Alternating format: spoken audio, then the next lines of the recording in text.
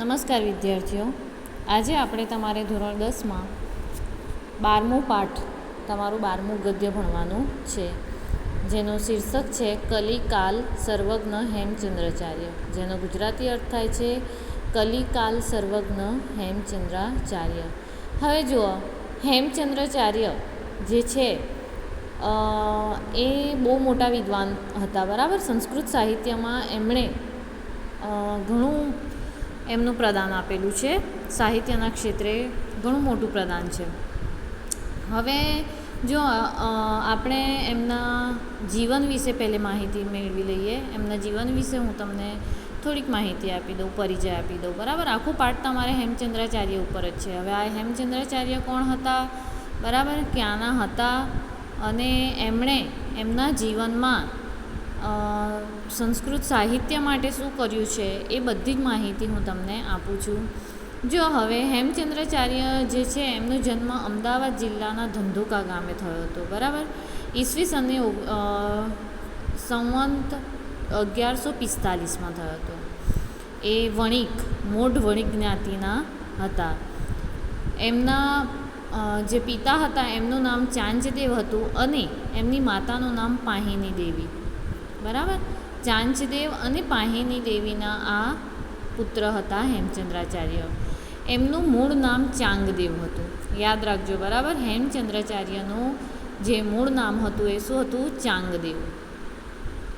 હવે જુઓ, જ્યારે એ 8 વર્ષના થયા ત્યારે તેમને દેવેન્દ્ર શુરી નામના જે સાહિત્યકાર હતા એમણે દીક્ષા આપી હતી અને તે વખત તેમનું નામ સોમચંદ્ર પાડવામાં આવ્યું હતું. જુઓ, ચાંગદેવ એમનું મૂળ નામ, પછી એમનું નામ એમના ગુરુએ શું પાડ્યું? સોમચંદ્ર. બરાબર, તેઓ જે હેમચંદ્રાચાર્ય હતા એ કુશાગ્ર બુદ્ધિ અને પૂર્ણપણે ધર્માભિમુખ હતા. એ જ્યારે તે 21મા વર્ષના થયા ત્યારે તેમને આચાર્ય પદ આપવામાં આવ્યું. એમને આચાર્ય પદથી વિભૂષિત કરવામાં આવ્યા, એટલે કે આચાર્ય પદ આપવામાં આવ્યું. 21મા વર્ષે તો એ આચાર્ય બની ગયા હતા અને જ્યારે તેઓ આચાર્ય બન્યા 21મા વર્ષે ત્યારે તેમને હેમચંદ્રાચાર્ય નામ આપવામાં આવ્યું અને હેમચંદ્રાચાર્ય નામે તે જાણીતા થયા. બરાબર, 3 નામ એમના બદલાયા, એમાં અત્યારે હેમચંદ્રાચાર્ય નામે જાણીતા છે. બરાબર ને? જો ચાંગદેવ, પછી એમના ગુરુએ નામ રાખ્યું સોમચંદ્ર અને પછી એમ આચાર્ય બન્યા પછી એમનું મૂળ નામ આવ્યું હેમચંદ્રાચાર્ય. બરાબર, અત્યારે એ હેમચંદ્રાચાર્ય નામે પ્રસિદ્ધ છે.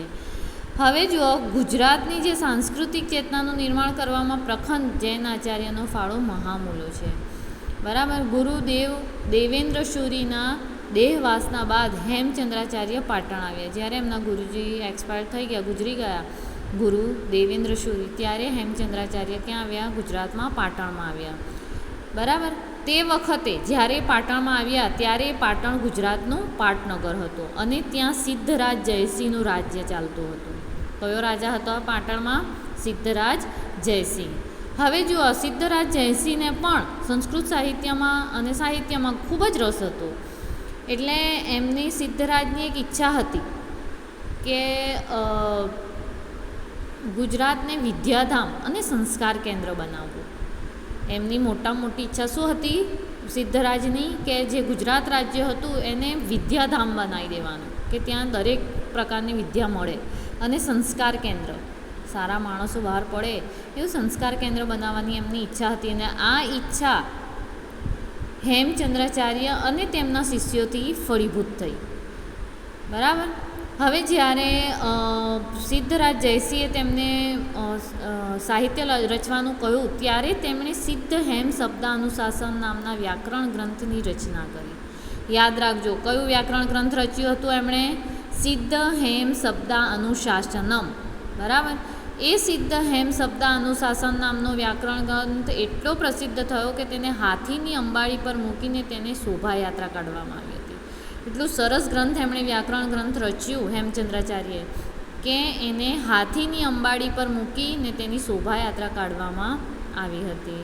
પછી જુઓ, હવે હેમચંદ્રાચાર્યના સાહિત્ય વિશે વાત કરીએ કે એમણે શું રચેલું છે. તો ત્રિષષ્ટિશાલા કા પુરુષચરિતમ અને દ્વયાશ્રયમ કાવ્ય નામની 2 અમર સાહિત્ય કૃતિઓ રચી. એમણે કાવ્યાનુશાસન, શબ્દાનુશાસન અને છંદાનુશાસન, બરાબર, એમ 3 ગ્રંથો, જેને શું કહેવામાં આવે છે, અનુશાસન ત્રયી તરીકે જે પ્રસિદ્ધ થયા. કાવ્યાનુશાસન, શબ્દાનુશાસન અને છંદાનુશાસન, યાદ રાખજો, બરાબર. હવે જો જ્યારે એમણે વિપુલ પ્રમાણમાં સાહિત્ય સર્જન કર્યું જ છે ત્યારે તેમને કાલિકાલ સર્વજ્ઞની પદવી પ્રાપ્ત થઈ હતી, બરાબર. કાલિકાલ સર્વજ્ઞની પદવી પ્રાપ્ત થઈ અને 1173માં તેમનું મૃત્યુ થયો, બરાબર. એટલે એમને કલિકાલ સર્વજ્ઞ એટલા માટે કહેવામાં આવી છે કે એ કલિકાલ સર્વજ્ઞ એ પદવી છે જે એમને મળેલી છે. હવે જુઓ, હેમચંદ્રાચાર્યનું આ વિશેષ જે એમનું જીવનચરિત્ર જોઈ ગયા, બરાબર. હવે એમના ઉપરથી જ આ તમારું આખું પાઠ છે. તમારા પાઠમાં એવું છે કે કીર્તિ સંપત્તિથી નહીં પરંતુ સરસ્વતીની સાધનાથી મળે છે, બરાબર. શું કહેવામાં આવે છે કે કીર્તિ, જે યશ છે, કીર્તિ છે, તમારું નામ છે, એ સરસ્વતીની સાધનાથી મળે છે. સિદ્ધરાજ જયસિંહે હેમચંદ્રાચાર્ય પાસે સંસ્કૃત વ્યાકરણનો એક અદ્ભુત ગ્રંથ તૈયાર કરાવ્યો અને આ ગ્રંથ સિદ્ધ હેમ શબ્દાનુશાસન નામે પ્રસિદ્ધ છે. એ જે સિદ્ધ હેમ શબ્દાનુશાસન નામનો જે પ્રસિદ્ધ ગ્રંથ છે એની ચર્ચા તમારા પાઠમાં કરવામાં આવી છે. હવે આપણે એક એક લીટી સમજતા જઈશું, બરાબર. પાઠ ભણતા જઈશું, એનો અનુવાદ કરતા જઈશું, શબ્દોના અર્થ સમજતા જઈશું. તમારું પાઠ્યપુસ્તક તમારી પાસે રાખજો, બરાબર, જેથી તમને સરળતા રહે. હવે જુઓ, પાઠમાં ધ્યાન આપજો. પાઠની શરૂઆત કરીએ. વિક્રમસ્ય દ્વાદશ્યામ શતાબ્દ્યામ સિદ્ધરાજ જયસિંહ માલવા વિજયમ કૃતવાન. જુઓ, વિક્રમસ્ય એટલે કે વિક્રમાદિત્યની દ્વાદશ્યામ એટલે 12મી શતાબ્દ્યામ એટલે કે સદીમાં સિદ્ધરાજ જયસિંહે માલવ વિજયમ કૃતવાન, માલવ પ્રદેશ ઉપર વિજય પ્રાપ્ત કર્યો. જો સિદ્ધરાજ જયસિંહે માલવ નામનો જે પ્રદેશ છે એની ઉપર ક્યારે વિજય પ્રાપ્ત કર્યો? વિક્રમાદિત્યની 12મી સદીમાં, બરાબર. આખી લીટીનો અનુવાદ કેવી રીતે થશે? વિક્રમાદિત્યની 12મી સદીમાં સિદ્ધરાજ જયસિંહે માલવ પ્રદેશ ઉપર વિજય પ્રાપ્ત કર્યો. વિજયાંતરમ જયસિંહ નૃપતે યશોવર્મણ ધન સંપદ ગૃહીત્વા અણહિલપુરમ પ્રત્યાગતવાન. જો વિજયાંતરમ એટલે કે વિજય પછી જયસિંહ નૃપતે યશોવર્મણ એટલે કે રાજા યશોવર્માનું સર્વમ ધનમ સઘળું ધન ગૃહીત્વા લઈને અણહિલપુરમ પ્રત્યાગતવાન. અણહિલપુર એટલે કે આજનું પાટણ, બરાબર. અણહિલપુર એટલે આજનું પાટણ. પ્રત્યાગતવાન પાછો આવ્યો. વિજય પછી જયસિંહ રાજા હતો તે રાજા યશોવર્માનું સઘળું ધન લઈને ક્યાં આવ્યો? અણહિલપુર પાછો આવ્યો, બરાબર. આખી લીટીનો અનુવાદ કેવી રીતે થશે? વિજય પછી જયસિંહ રાજા યશોવર્માનું સઘળું ધન લઈને અણહિલપુર પાછો આવ્યો. જો 12મી સદીમાં સિદ્ધરાજ જયસિંહે માલવા પ્રદેશ ઉપર વિજય પ્રાપ્ત કર્યો અને વિજય પ્રાપ્ત કર્યા પછી માલવાનો જે રાજા હતો, બરાબર, રાજા યશોવર્માન. શું નામ હતું માલવા પ્રદેશના રાજાનું? યશોવર્માનું જે બધું જ ધન હતું વિજય પ્રાપ્ત કરી લીધું એટલે એનું બધું જ ધન એ ક્યાં લઈને આવતા રહ્યા? અણહિલપુરમાં.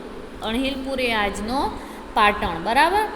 હવે જુઓ શું થયું આગળ કે ધનેન શહ તત્રત્યઃ ગ્રંથાગારો અપી તસ્ય હસ્તગત જાતો. જો ધન સાથે, ધનેન સહ એટલે કે ધન સાથે, તત્રત્યઃ એટલે કે ત્યાંનો, ગ્રંથગારો અપી ગ્રંથ ભંડાર પણ, તસ્ય હસ્તગતો જાતઃ તેના હાથમાં આવી ગયો. જાતઃ એટલે આવી ગયો, હસ્તગતો એટલે હાથમાં, તસ્ય એટલે તેના. જો ધનેન સહ ધનની સાથે, ધન સાથે ત્યાંનો, ગ્રંથ ભંડાર પણ તેના હાથમાં આવી ગયો. બધું જ ખજાનો લઈ આવ્યો. એની સાથે સાથે રાજા યશોવર્માના જે ગ્રંથ ભંડાર હતો, જે પુસ્તકોનો ભંડાર હતો, એ પણ એના હાથમાં આવી ગયો. અસ્મિન ગ્રંથાગારે બહવો અનુપમાહ ગ્રંથા આસન. અસ્મિન એટલે કે આ, ગ્રંથાગાર એટલે ગ્રંથ ભંડારમાં, પુસ્તકોના ભંડારમાં, બહવો અનુપમા એટલે કે ઘણા અપ્રતિમ ગ્રંથાહા ગ્રંથો આસન હતા. જો હવે જે આ ગ્રંથ ભંડાર, પુસ્તકોનો ભંડાર લઈ આવ્યો હતો, એમાં ઘણા અપ્રતિમ ગ્રંથો પણ હતા. ખૂબ સરસ ગ્રંથો હતા. તેષુ ભોજેન વિરચિતમ સરસ્વતી કંઠાભરણા નામના પ્રસિદ્ધમ ભોજ વ્યાકરણ અપી એકતમમ આસીત. તેષુ ભોજેન એટલે કે તેમાં, તેષુ એટલે તેમાં, ભોજેન એટલે કે ભોજ રાજાએ, ભોજેન એટલે કે ભોજ રાજાએ, વિરચિત એટલે કે રચેલું, ભોજ રાજાએ રચેલું સરસ્વતી કંઠાભરણ, સરસ્વતી કંઠાભરણ પ્રસિદ્ધમ સરસ્વતી કંઠાભરણ નામના નામે પ્રસિદ્ધ ભોજ વ્યાકરણમ અપી એકતમમ આસીત. ભોજ વ્યાકરણ પણ એક હતું. આસીત એટલે એક હતું. જો હવે 12મી સદીમાં જ્યારે સિદ્ધરાજ જયસિંહે માલવા ઉપર વિજય મેળવ્યો, ત્યારે માલવાના જે રાજા હતા યશોવર્મન, બરાબર, એ યશોવર્મનનું બધું જ ધન જયસિંહે લઈ લીધું. અને તે બધું ધન લઈને ક્યાં આવ્યો? અણહિલપુર. બરાબર. હવે અણહિલપુર આવ્યો ત્યારે એણે જોયું કે ધનની સાથે સાથે એક ગ્રંથ ભંડાર પણ છે, એટલે કે પુસ્તકોનો ભંડાર પણ છે. અને એમાં ઘણા બધા પુસ્તકો બહુ સરસ હતા. બરાબર. હવે એમાં એક ગ્રંથ એના હાથમાં આવ્યો, જેનું નામ હતું સરસ્વતી કંઠાભરણ. એ કોણે રચ્યું હતું? ભોજે, રાજા ભોજે રચ્યું હતું. અને એમાં જે ભોજ વ્યાકરણ, બરાબર, સરસ્વતી કંઠાભરણ નામે પ્રસિદ્ધ જે ભોજ વ્યાકરણ હતું એ પણ હતું. હવે જો એને જોઈને સિદ્ધરાજને શું થયું એ આપણે જોઈએ. એકદા સિદ્ધરાજ વિચાર પ્રથમ આરૂઢ. એકવાર સિદ્ધરાજ વિચારે ચડ્યો. આરૂઢ એટલે ચડ્યો. સહ અચિંતયત, તેણે વિચાર્યું, માલવ વિજયન અહમ ધનસ્ય સ્વામીવત્વ પ્રાપ્તવાન. શું કહે છે કે માલવ વિજયથી અહમ, હું, ધનસ્ય ધનના, સ્વામિત્વ પ્રાપ્તવાન, સ્વામિત્વને પામ્યો છું. તસ્ય ગ્રંથાગાર અપી મયા પ્રાપ્તમ, તેનો ગ્રંથ ભંડાર પણ મેં પ્રાપ્ત કર્યો છે. પરંતુ ભોજ વ્યાકરણેન ભોજસ્ય યાદૃશી કીર્તિ વર્તતે તાદૃશી કીર્તિ મયા ન પ્રાપ્ત. જુઓ શું કહે છે. પરંતુ ભોજ વ્યાકરણ વડે ભોજસ્ય, ભોજની યાદૃશી જેવી ખ્યાતિ, કીર્તિ જેવી, યાદૃશી એટલે જેવી, કીર્તિ વર્તતે ખ્યાતિ છે, તાદૃશી તેવી, કીર્તિમયા ન પ્રાપ્ત્યમ, તેવી ખ્યાતિ મેં પ્રાપ્ત કરી નથી. જોયું? સિદ્ધરાજ જ્યારે બધું ધન તો લઈ આવ્યો, અને ધન લાવતા એના હાથમાં પુસ્તકોનો ભંડાર આવ્યો, ને એમાં પણ પાછું ભોજ વ્યાકરણ હાથમાં આવી ગયું. હવે જ્યારે ભોજ વ્યાકરણ આવી ગયું હાથમાં, ત્યારે એને વિચાર આવ્યો, વિચારે ચડી ગયો કે મેં માલવા ઉપર વિજય પણ મેળવી લીધો, અને વિજય મેળવીને એનું ધન પણ મેળવી લીધું. ધન મેળવીને હું સ્વામી તો બની જ ગયો, પણ જેવી ખ્યાતિ ભોજની છે એવી ખ્યાતિ મારી પાસે નથી. બરાબર. ગ્રંથ મેળવીને એની પાસે ટોટલ જે ખ્યાતિ છે, એ ખ્યાતિ જે નામના છે એ તો રાજાની જ હતી. જે ભોજે રચી હતી એ ભોજ રાજાની જ હતી. બરાબર. એ કીર્તિ મને મળી નથી. તો હવે શું કરવું? તો અતઃ એતાદૃશમ કિમપી કરણ્યમ યેન મદીયા કીર્તિરપી તાદૃશી ભવેતી યાદૃશી ભોજસ્યાસ્તિ. શું કહે છે? અતઃ એટલે કે આથી, કિમ એતાદૃશમ કિમપી કરણ્યમ, આથી આવું એવું કંઈક કરવું જોઈએ કે જેથી મદીયા મારી, કીર્તિરપી ખ્યાતિ પણ, ભવેત યાદૃશી ભોજસ્યાસ્તિ, મારી ખ્યાતિ પણ તેવી થાય જેવી રાજા ભોજની છે. જો ધન સંપત્તિ મેળવી લીધી, ધન એનું થઈ ગયું, પણ પુસ્તક પર નામ લખેલું હતું ને પુસ્તક જે નામે પ્રસિદ્ધ હતું એ થોડી કંઈ રાજાનું થઈ જવાનું હતું.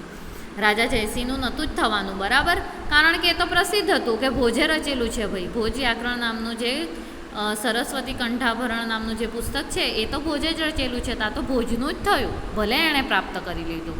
એટલે એના મનમાં વિચાર આવ્યું કે બધું જ મેં મેળવી લીધું, પણ મને જે ખ્યાતિ ભોજને મળી છે એ ખ્યાતિ થોડી મળવાની છે. તો શું કરવા, તો હું પણ એવું કંઈક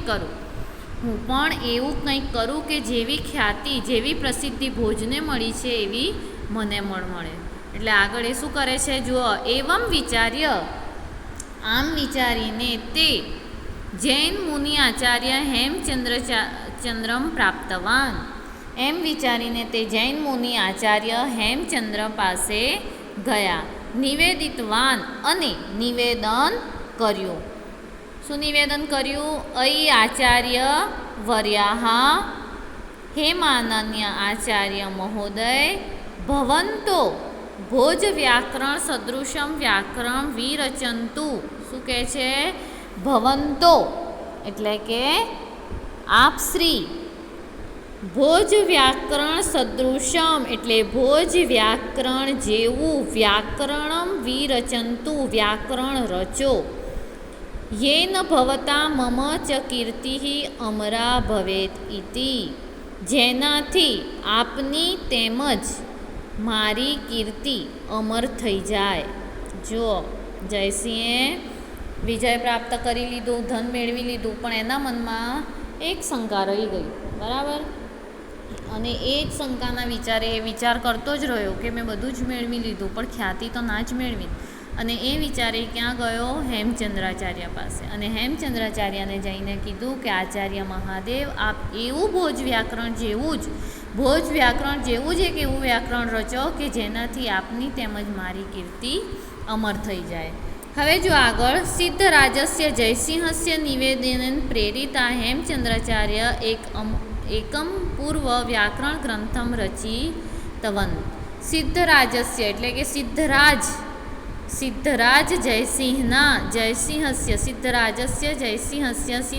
જયસિંહના નિવેદનથી પ્રેરણા પામેલા હેમચંદ્રાચાર્યે એક અપૂર્વ વ્યાકરણ ગ્રંથમ રચિતવંત.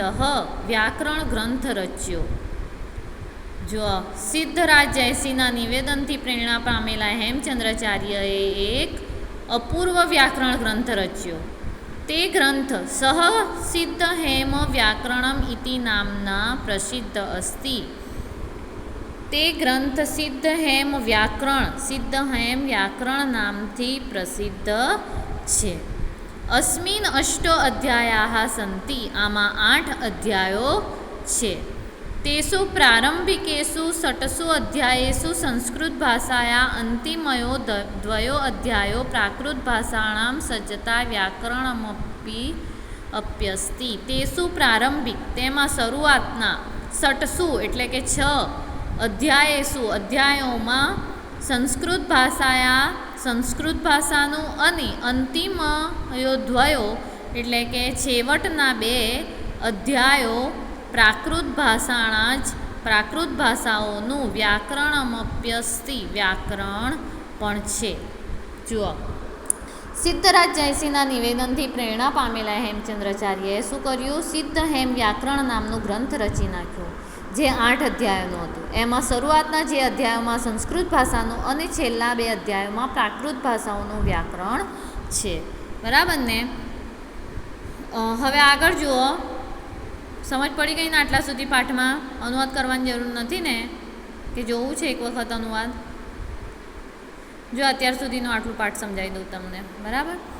કે વિક્રમની 12મી સદીમાં જ્યારે સિદ્ધરાજ જયસિંહે માલવા પ્રદેશ ઉપર આક્રમણ કર્યું અને ત્યાંના જે રાજા હતા યશોવર્મન, એને હરાવી દીધા. હવે યશોવર્મન હારી ગયા એટલે જે જયસિંહ હતા રાજા, એમણે એમનું બધી જ ધન સંપત્તિ મેળવી લીધી. બધી ધન સંપત્તિની સાથે સાથે એમનું ગ્રંથ ભંડાર, જે પુસ્તકોનું ભંડાર હતું, એ પણ અણહિલપુર, જે હાલનું પાટણ છે, ત્યાં બધું જ લઈ આવ્યા. બરાબર.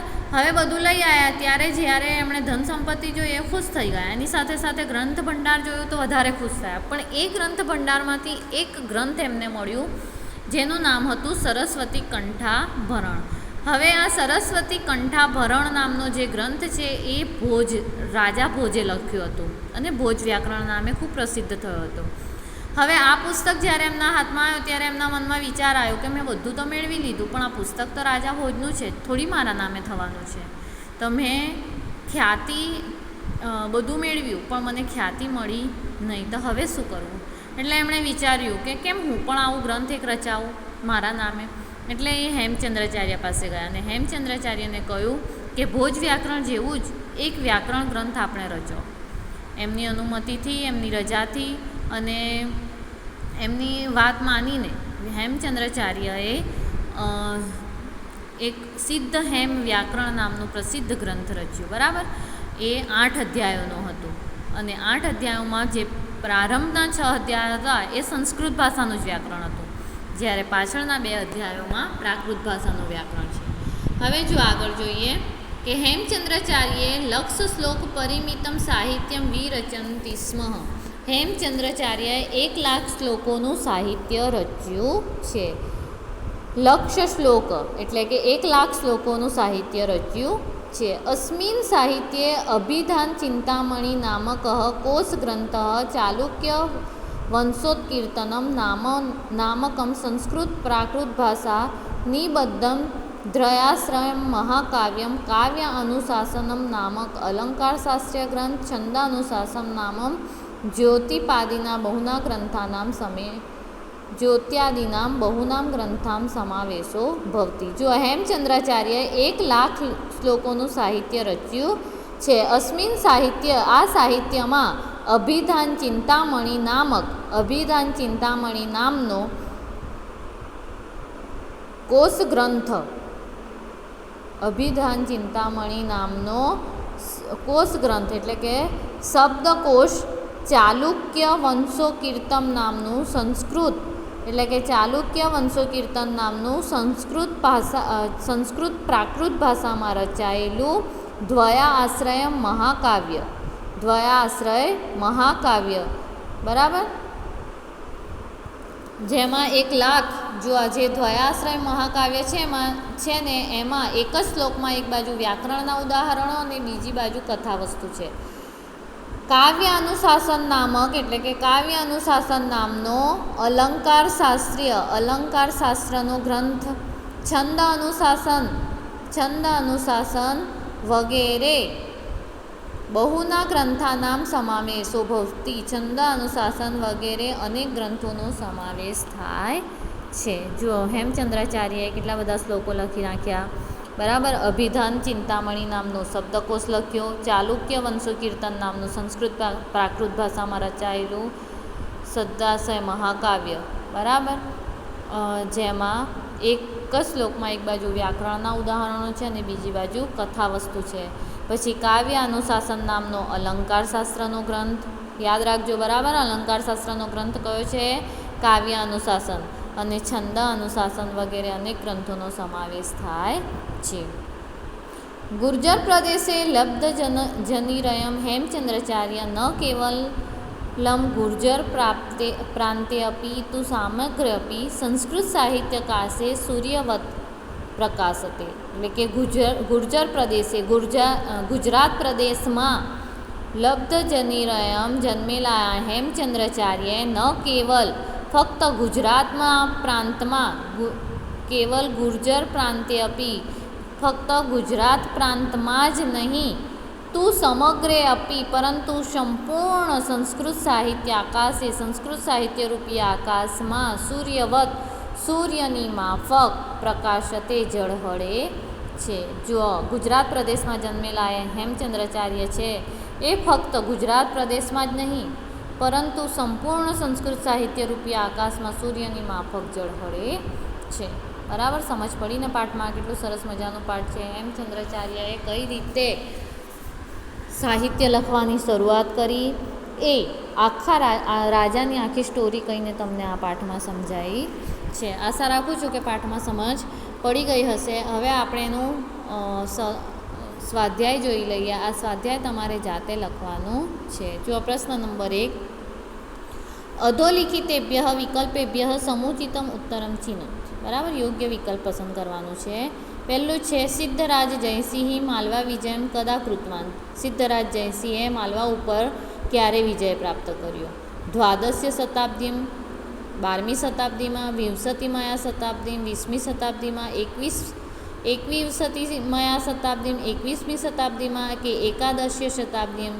તો શું આવશે?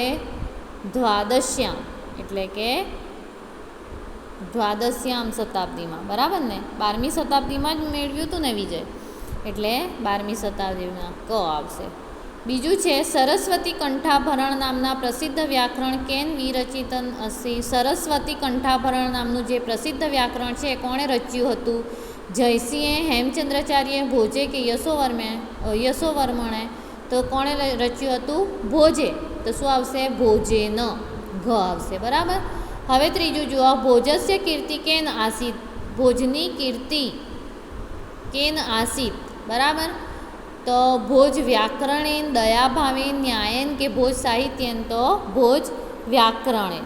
બરાબર. ભોજ વ્યાકરણના લીધે એમની સિદ્ધિ હતી, પ્રસિદ્ધિ, કીર્તિ હતી. હેમચંદ્રાચાર્યેણ રચિત વ્યાકરણમ કેન નામના પ્રસિદ્ધમ અસ્તિ. હેમચંદ્રાચાર્ય રચેલું વ્યાકરણ કયા નામે પ્રસિદ્ધ હતું? પ્રાકૃત વ્યાકરણ, જૈન વ્યાકરણ, સિદ્ધ હેમ વ્યાકરણ કે સિદ્ધ વ્યાકરણ? તો સિદ્ધ હેમ વ્યાકરણ. બરાબર. તો ચોથામાં ગ આવશે. હવે જો પાંચમું, સિદ્ધ હેમ વ્યાકરણે કતિ અધ્યાયા સંતિ. સિદ્ધ હેમ વ્યાકરણમાં કેટલા અધ્યાયો છે? 8. 8 જ હતા ને, આપણે ભણી ગયા હમણાં. ષડ, 10, અષ્ટો કે સપ્ત? 8. તો અષ્ટો આવશે. છઠ્ઠું છે હેમચંદ્રાચાર્યેણ રચિતમ સાહિત્યમ ખાલી જગ્યા વર્તતે. હેમચંદ્રાચાર્ય રચેલું સાહિત્ય કેટલા શ્લોકનું છે? 10 સહસ્ત્ર, 1,00,000 શ્લોકોનું છે, એટલું કહી દઉં હું તમને. બરાબર. છઠ્ઠું. છમાં શું આવશે? છમાં ખ, લક્ષ શ્લોક પરિમિતમ, 1,00,000 શ્લોકોનું છે. બરાબર. હેમચંદ્રાચાર્ય વિરચંતી સ કોષ ગ્રંથ નામના કિસ્મતી, કોષ ગ્રંથસ્ય નામ કિમસ્તિ. હેમચંદ્રાચાર્ય રચેલું કોષ ગ્રંથનું નામ કિમસ્તિ શું છે? અભિધાન, ભટ્ટિકાવ્ય, કાવ્ય અલંકાર, અભિધાન ચિંતામણી કે અમરકોશ? શું આવશે? અભિધાન ચિંતામણી. બરાબર. કોષ ગ્રંથ અભિધાન ચિંતામણી નામનો કોષ ગ્રંથ છે એમનો. હવે જો આગળ પ્રશ્ન નંબર 2, એક વાક્યની સંસ્કૃત ભાષા ઉત્તર. એક વાક્યમાં તમારે સંસ્કૃત ભાષામાં જવાબ આપવાનું છે. પહેલું જ છે જયસિંહમ કમ દ્રુપતિ પરાજિતવાન. જયસિંહને કયા રાજાએ હરાવ્યો? તો સિદ્ધરાજ જયસિંહ. જયસિંહે કયા રાજાને હરાવ્યો? તો સિદ્ધરાજ જયસિંહ યશોવર્માણમ નૃપતિ પરાજિતવાન. સિદ્ધરાજ જયસિંહે યશોવર્મન નામના નૃપતિ રાજાને હરાવ્યો. તમારે લખવાનું જવાબ સિદ્ધરાજ જયસિંહ યશોવર્માણમ નૃપતિમ પરાજિતવાન. બીજો પ્રશ્ન છે ભોજેન વિરચિતમ વ્યાકરણમ કેન નામના પ્રસિદ્ધમ અસ્તિ. ભોજે રચેલું જે વ્યાકરણ ગ્રંથ છે તે કયા નામે પ્રસિદ્ધ હતું? તો ભોજેન વિરચિતમ વ્યાકરણમ સરસ્વતી કંઠાભરણ નામના પ્રસિદ્ધમ અસ્તિ. ત્રીજો પ્રશ્ન છે કસ્ય નિવેદનેન પ્રેરિતા હેમચંદ્રાચાર્ય વ્યાકરણ ગ્રંથમ રચિતવંતઃ. સિદ્ધરાજ જયસિંહ નિવેદનેન પ્રેરિતા. સિદ્ધરાજ જયસિંહના નિવેદનથી પ્રેરિત થઈને હેમચંદ્રાચાર્યએ કયું વ્યાકરણ ગ્રંથ રચ્યું હતું? તો સિદ્ધરાજ જયસિંહસ્ય નિવેદનેન પ્રેરિતા હેમચંદ્રાચાર્યાः એકમ અપૂર્વમ વ્યાકરણ ગ્રંથ રચિતવમ. એક અપૂર્વ વ્યાકરણ ગ્રંથ રચ્યું હતું. સિદ્ધ હેમ વ્યાકરણસ્ય ષટ્સુ અધ્યાયેષુ કસ્ય વ્યાકરણમ વર્તતે. સિદ્ધ હેમ વ્યાકરણના 6ઠ્ઠા અધ્યાય સુધી કઈ ભાષાનું વ્યાકરણ છે? તો સિદ્ધ હેમ વ્યાકરણસ્યુ ષટ્સુ અધ્યાયેષુ સંસ્કૃતસ્ય વ્યાકરણમ વર્તતે. હેમચંદ્રાચાર્યેણ રચિતસ્ય અલંકારશાસ્ત્રસ્ય ગ્રંથસ્ય નામ કિમસ્તિ? હેમચંદ્રાચાર્ય રચેલા અલંકારશાસ્ત્ર ગ્રંથનું નામ શું છે? તો હેમચંદ્રાચાર્ય રચિતસ્ય અલંકારશાસ્ત્રસ્ય ગ્રંથસ્ય નામ કાવ્યાનુશાસનમ અસ્તિ. કયું શું નામ છે? કાવ્યાનુશાસનમ. હવે જો સંધિ વિચ્છેદમ કુરુત. ગ્રંથાગારો અપી. ગ્રંથ ગ્રંથાગારઃ વત્તા અપી. કીર્તિ વર્તતે. કીર્તિ વત્તા વર્તતે. વ્યાકરણમ અપ્યસ્તિ. વ્યાકરણમ વત્તા અપી વત્તા અસ્તિ. પ્રાકૃત ભાષાયાસ્ય. પ્રાકૃત ભાષાણામ વત્તા ચ. લબ્ધજની રયમ. તો લબ્ધજની વત્તા અયમ. રેખાંકિત પદાનામ સ્થાને કરતી ભૂતકૃદંતસ્ય યોગ્ય રૂપ લખો. ભૂતકૃદંતનો યોગ્ય રૂપ તમારે લખવાનું છે. વિજયાંતરમ જયસિંહ અણહિલપુરમ પ્રત્યાગચ્છત. તો શું થશે? પ્રત્યાગતવાન. પ્રત્યાગચ્છતનું શું થશે? પ્રત્યાગતવાન. બરાબર. એકદાહ સિદ્ધરાજ અચિંતયત. એનું ભૂતકૃદંતનું રૂપ કેવી રીતે લાગશે? કર્તરી ભૂતકૃદંત. તો એકદાહ સિદ્ધરાજ ચિંતિતવાન. પછી ત્રીજું છે સહ હેમચંદ્રસ્ય સમીપમ અગચ્છત. તો સહ હેમચંદ્રસ્ય સમીપમ ગતવાન. શું થશે? અગચ્છતનું ગતવાન. હેમચંદ્રાચાર્ય વ્યાકરણ ગ્રંથમ અરચયત. તો રચિતવંત. અરચયનનું શું થશે? રચિતવંત. હેમચંદ્રાચાર્ય વ્યાકરણ ગ્રંથમ રચિતવંત. પાંચમું છે સહ લક્ષ શ્લોક પરિમિતમ સાહિત્યમ અરચયત. અરચયતનું શું થશે? રચિતવાન. કર્તરી ભૂતકૃદંત લખીએ તો રચિતવાન થાય. સહ લક્ષ્ય શ્લોક પરિમિતમ સાહિત્યમ રચિતવાન. હવે જો પ્રશ્ન નંબર 5. સૂચના અનુસારમ શબ્દરૂપાણામ પરિચયમ કારયત. સૂચના પ્રમાણે ઉદાહરણ પ્રમાણે તમારે કરવાનું છે. જો એમાં શબ્દ લખવાનું છે, એની લિંગ લખવાની છે, વિભક્તિ અને વચન લખવાનું છે. ઉદાહરણમાં છે પહેલું જ વિક્રમસ્ય. એનું મૂળ શબ્દ છે વિક્રમ. લિંગ છે પુરલિંગ. વિક્રમ બોલાય છે એટલે પુરલિંગ. વિભક્તિ આવશે વિક્રમસ્ય છે એટલે સ્ય લાગે એટલે નો ના લાગે એટલે વિભક્તિ ષષ્ઠી. અને નામ એકલું છે એટલે એક વચનનું રૂપ છે. બરાબર. શતાબ્દ્યામ. એનો શબ્દ થશે શતાબ્દી. શું થશે? શતાબ્દી. ઈ લાગે છે એટલે લિંગ સ્ત્રીલિંગ. વિભક્તિ એની આવશે સપ્તમી. એક વચનનું રૂપ છે. નૃપતે. તો શું આવશે? નૃપતિ. પુરલિંગ આવશે. બરાબર. રાજાનું નામ છે એટલે પુરલિંગ. પંચમી કે ષષ્ઠી વિભક્તિ અને એક વચનનું રૂપ છે. ધનેન. ધન નપુસકલિંગ. ધન નપુસકલિંગ છે. ધને ન છે એટલે તૃતીયા વિભક્તિ આવશે અને એક વચનનું રૂપ છે. ગ્રંથગારે. ગ્રંથગાર મૂળ શબ્દ એનો ગ્રંથગાર આવશે. પુરલિંગ આવશે. સપ્તમી વિભક્તિ આવશે. બરાબર. એક વચનનું રૂપ છે. ગ્રંથાનામ. ગ્રંથ એનો મૂળ શબ્દ છે. લિંગ એનું પુરલિંગ આવશે. ગ્રંથ એટલે પુરલિંગ અને વિભક્તિ ષષ્ઠી વિભક્તિ છે. બહુવચનનું રૂપ છે. ગ્રંથાનામ. બરાબર. ગ્રંથાનામ એટલે બહુવચનનું રૂપ છે. ષષ્ઠી વિભક્તિ છે. પછી છે આચાર્ય વર્યાહા એટલે આચાર્ય વર્ય. પુરલિંગનું રૂપ છે. પ્રથમા આચાર્ય વર્યા. પ્રથમા વિભક્તિ કે સંબોધન વિભક્તિ. છેલ્લી વિભક્તિ જે અષ્ટમી કહીએ છીએ આપણે તે બહુવચનનું રૂપ છે. પ્રથમમાં લખો તો પણ ચાલે. બરાબર. હવે આગળ જુઓ. પ્રશ્ન નંબર 6 તમારું કોષ્ટગત પદાની પ્રયોજ્ય વાક્યાની રચયત. બરાબર. જે કૌંસમાં આપેલા છે એ શબ્દો લઈને તમારે વાક્ય બનાવવાના છે. અભિધાન ચિંતામણી એક કોષ ગ્રંથ છે. તો અભિધાન ચિંતામણી એક કોષ ગ્રંથ છે. તો શું થશે એનું? જવાબ અભિધાન ચિંતામણી પાછળ હર્ષ મૂકવાનું, બરાબર.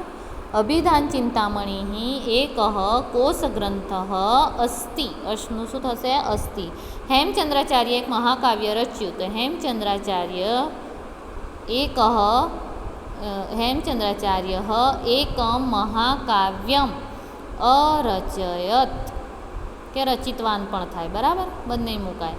જયસિંહ અણહિલપુર પાછા આવ્યા. જયસિંહ અણહિલપુરમ પ્રત્યાગતવાન. શું થશે? પ્રત્યાગતવાન. સિદ્ધ હેમ શબ્દ અનુશાસનમાં 8 અધ્યાયો છે. તો સિદ્ધ હેમ શબ્દ અનુશાસને માં છે એટલે અનુશાસને અષ્ટ અધ્યાયા સંતિ. અસનું શું થશે? સંતિ. 5મું છે જયસિંહે એકવાર વિચાર કર્યો. તો જયસિંહ એકદા વિચારમ કૃતવાન. માતૃભાષાએમ ઉત્તરમ. માતૃભાષામાં તમારે જવાબ આપવાનું છે. સિદ્ધરાજ જયસિંહે ક્યારે માલવ વિજય કર્યો હતો? તો સિદ્ધરાજ જયસિંહે સમ્રાટ વિક્રમાદિત્યની 12મી સદીમાં માલવ વિજય કર્યો હતો. માલવ વિજયથી જયસિંહને શું પ્રાપ્ત થયું હતું? તો માલવ વિજયથી જયસિંહને રાજા યશોવર્મનનો સઘળો ધન ભંડાર અને ગ્રંથ ભંડાર, પુસ્તકોનો ભંડાર પણ પ્રાપ્ત થયો હતો. ભોજની ખ્યાતિ શાના કારણે હતી? તો રાજા ભોજની ખ્યાતિ સરસ્વતી કંઠાભરણ નામના વ્યાકરણને કારણે હતી. હેમચંદ્રાચાર્ય રચેલા સાહિત્યનું પ્રમાણ કેટલું છે? તો હેમચંદ્રાચાર્ય રચેલા સાહિત્યનું પ્રમાણ 1,00,000 શ્લોકોનું છે. ક વિભાગ સાથે ખ વિભાગ જોડો. જો આ યાદ રાખજો, બરાબર. આ જે જોડકા છે ને એમને તમારે તૈયાર કરી નાખવાના, કારણ કે આમાંથી ઘણા બધા પ્રશ્નો નીકળે એવા છે, બરાબર ને. કાવ્ય અનુશાસનમ, તો એ શું છે? અલંકાર શાસ્ત્ર, બરાબર. અલંકાર શાસ્ત્ર ગ્રંથ. પ્રાકૃત ભાષાયા વ્યાકરણ, એની સામે શું આવશે? અંતિમયો અધ્યાય. પ્રાકૃત ભાષાનું વ્યાકરણ શામાં છે? સિદ્ધ હેમ શબ્દ અનુશાસનમાં અંતિમ અધ્યાયોમાં, પાછળના 2 અધ્યાયો છે તેમાં. અભિધાન ચિંતામણી એ શું છે? કોષ ગ્રંથ છે. શું છે? કોષ ગ્રંથ. યાદ રાખજો, આટલા જોડકા તમારે તૈયાર કરી જ નાખવાના. માલવ વિજય જયસિંહે કર્યો હતો, બરાબર. સરસ્વતી કંઠાભરણમ, તો શિક્ષાશાસ્ત્રમ ભોજ વ્યાકરણમ છે. શું છે? સરસ્વતી કંઠાભરણમ ભોજ વ્યાકરણ. શિક્ષાશાસ્ત્રમ જે છે ને એમાં, બરાબર, ભોજ વ્યાકરણ છે. એટલે સરસ્વતી કંઠાભરણમની સામે આવશે શિક્ષાશાસ્ત્રમ. હવે જુઓ, એની સાથે સાથે હું વ્યાકરણની સમજ આપી દઉં તમને. સમાનાર્થી શબ્દો જોઈ લઈએ. પ્રસિદ્ધ, એનો સમાનાર્થી થશે વિખ્યાત. નૃપતિ, રાજાનો સમાનાર્થી થશે પાર્થિવ. ધનમ, ધનનો સમાનાર્થી વિત્તમ. ગ્રંથાગાર એટલે પુસ્તકાલય, બરાબર. લાઇબ્રેરી જે આપણે કહીએ છીએ તે, એનો સમાનાર્થી પુસ્તકાલય. ગૃહિત્વા, આદય. વિરુદ્ધાર્થી શબ્દો લખો. પ્રાચીનનો વિરુદ્ધાર્થી થશે અર્વાચીન. વિખ્યાતનો અવિખ્યાત. દાતાનો અદાતા. અનુપમાનો શોપમા ને અમરનો મર્ત્ય. સંધિકૃત, સંધિ કરવાની છે. ભોજ વ્યાકરણમ વત્તા અપી વત્તા એકતમમ, તો ભોજ વ્યાકરણમપ્યેકતમમ. કીર્તિ વત્તા વર્તતે, તો કીર્તિ વર્તતે. અસ્મિન વત્તા અષ્ટો, અસ્મિનષ્ટો. ષટ્સો અધ્યાયમ વત્તા અધ્યાયેષુ, ષટસ વત્તા અધ્યાયેષુ, ષટસ્વધ્યાયેષુ. આગળ જો સંધિ વિચ્છેદ કરો. બહવો અનુપમા, બહવ વત્તા અનુપમા. વિચારપથમ આરૂઢમ, વિચારપથમ વત્તા આરૂઢ. સોડ ચિંતયત, સહ વત્તા અચિંતયત. ગ્રંથાગારો અપી, ગ્રંથાગારઃ વત્તા અપી. ગુર્જર પ્રાંતે અપી, ગુર્જર પ્રાંતે વત્તા અપી. કીર્તિ વર્તતે, કીર્તિઃ વત્તા વર્તતે. વ્યાકરણમપ્યસ્તિ, વ્યાકરણમ વત્તા અપી વત્તા અસ્તિ. પ્રાકૃત ભાષાણાશ્ચ, પ્રાકૃત ભાષાણામ વત્તા ચ. પાછળથી ચ એકલું જ છૂટું પડે છે. લબ્ધજનિરયમ, લબ્ધજનિ વત્તા અયમ. જો આની પીડીએફ કરીને હું તમને મોકલાવીશ, એ પ્રમાણે તમે નોટબુકમાં લખજો અને તૈયાર કરજો, બરાબર. શબ્દાર્થ, અનુવાદ, સ્વાધ્યાયના પ્રશ્નોત્તર, પછી વ્યાકરણ આધારિત જે પ્રશ્નોત્તર છે એ તમારે બધા જ તમારી નોટબુકમાં લખવાના પણ છે અને એની સાથે સાથે તૈયાર પણ કરવાના છે. કદાચ તમને એવું લાગે કે મને આ નથી આવડતું કે આ નથી ફાવતું, તો તમે બિંદાસ મને કોલ કે મેસેજ કરી શકો છો, બરાબર. હું તમને શીખવાડીશ. હવે જુઓ, વ્યાકરણના જે પ્રશ્નોત્તર છે, બરાબર, સમાનાર્થી, વિરુદ્ધાર્થી, સંધિ એ સાથે સાથે જ કરતા રહેજો, કારણ કે પરીક્ષામાં એક માર્ક્સમાં એ પૂછાય છે. અને એની સાથે સાથે તમારે શબ્દાર્થ અને અનુવાદ પણ તૈયાર કરવાના છે. ખૂબ સરસ મજાનું તમારું આ પાઠ હતું, કાલિકા સર્વજ્ઞો હેમચંદ્રાચાર્ય, કલિકા સર્વજ્ઞો હેમચંદ્રાચાર્ય, બરાબર. હવે આશા રાખું છું કે તમને પાઠમાં સમજ પડી ગઈ હશે. અસ્તુ.